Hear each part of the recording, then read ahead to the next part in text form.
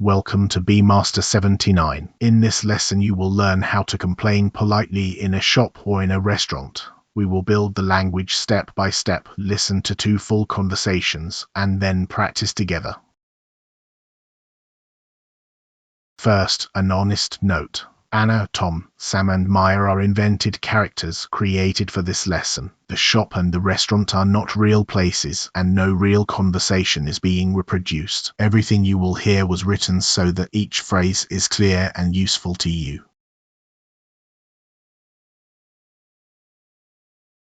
So why be polite at all? Because it works. Staff are far more willing to help you when they do not feel attacked. Polite English also gives you a little time to explain the problem clearly. You keep your dignity and you still get what you asked for. And the same phrases work in a cafe, a hotel, a taxi, or an office.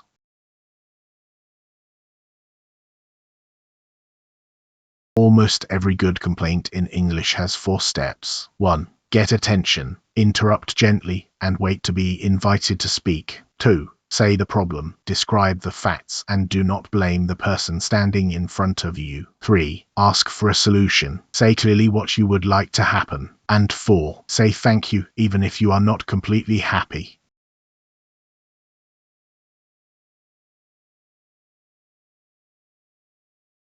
Step 1. Getting attention politely. Excuse me, sorry to bother you. That is the safest opener in the language, because it shows you know they are busy. Excuse me, could I have a word? That one is slightly more formal and useful with a manager or a receptionist. Or simply, sorry, when you have a moment. Notice what none of these do. None of them start with the problem. You open, and then you wait.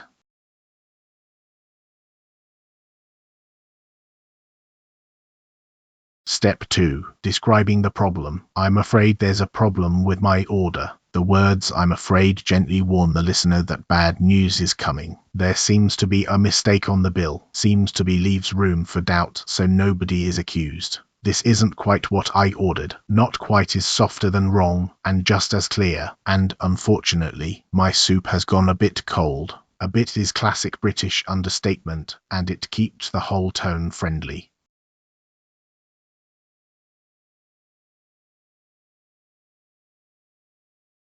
Let's slow down on the most important tool here, softeners. I'm afraid prepares the listener. There seems to be reports a problem without naming anyone. A bit or slightly makes the complaint smaller and easier to accept. Not quite is a gentle way of saying wrong. And would it be possible turns a demand into a request. Same message, softer packaging, and the problem is still perfectly clear.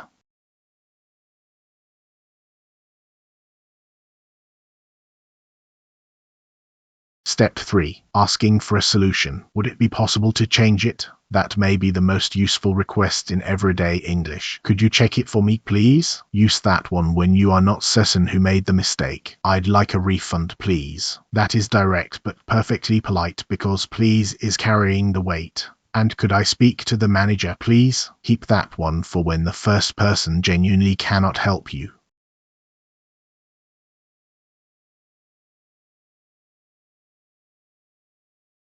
Now let's hear it all together. Dialogue 1. We are in a restaurant, and Anna's soup has gone cold. Listen for the 4 steps as they go past. Excuse me, sorry to bother you. Of course. How can I help? I'm afraid there's a problem with my soup. It's gone a bit cold. Oh, I'm so sorry about that. Would you like me to bring you a fresh bowl?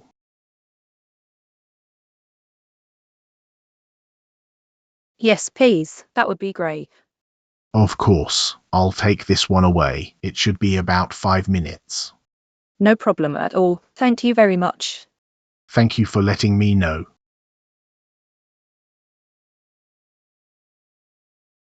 Let's break that down. Sorry to bother you. Softened the interruption before the problem arrived. I'm afraid there's a problem with my soup. Describes the food, not the waiter. That matters. A bit cold is understatement, so the complaint stays small and friendly. And listen for Tom's last line. Thank you for letting me know. That is what good staff say, so expect it, and do not be surprised by it.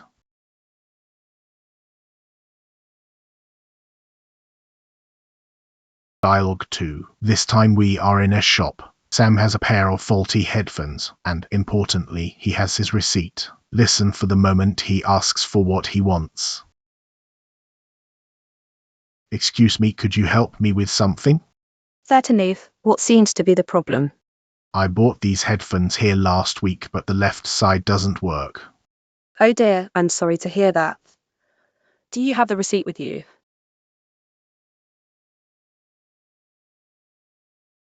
Yes, here it is. Oh dear, would you prefer a refund or an exchange? I'd like an exchange, please, if that's possible. Of course. Let me get you a new pair from the back.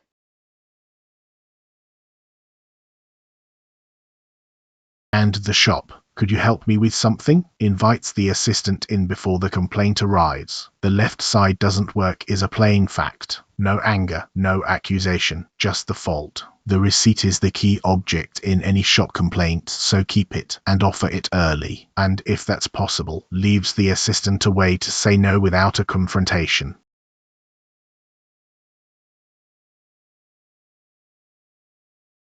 Now let's compare. On the left, too direct. On the right, the polite version. This soup is cold becomes, I'm afraid my soup is a bit cold. You gave me the wrong dish becomes, I think there may be a mix-up with my order. I want my money back becomes, I'd like a refund please. And get me the manager becomes, could I speak to the manager please? To be fair, the left column is not rude in every situation, but in a shop or a restaurant it usually costs you goodwill, and goodwill is exactly what you need.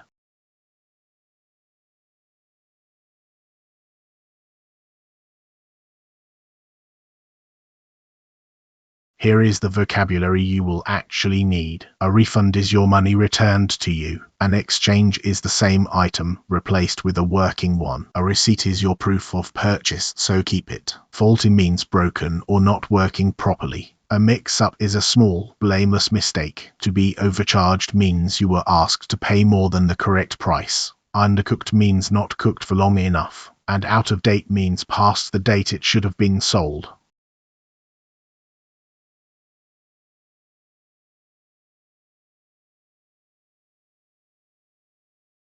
Your turn. 4 sentences, each with a gap. Number 1. I'm blank, there's a problem with my order. Number 2. They're blank to be a mistake on the bill. Number 3. Would it be blank to change it?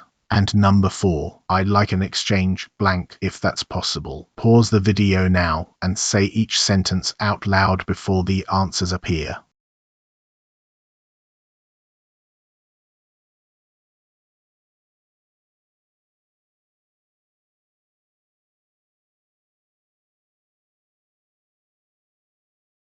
Here are the answers. Number 1. I'm afraid there's a problem with my order. Afraid warns the listener gently. Number 2. There seems to be a mistake on the bill. Seems reports the problem without blame. Number 3. Would it be possible to change it? Possible turns a demand into a request. And number 4. I'd like an exchange, please, if that's possible. Please carries the politeness all on its own.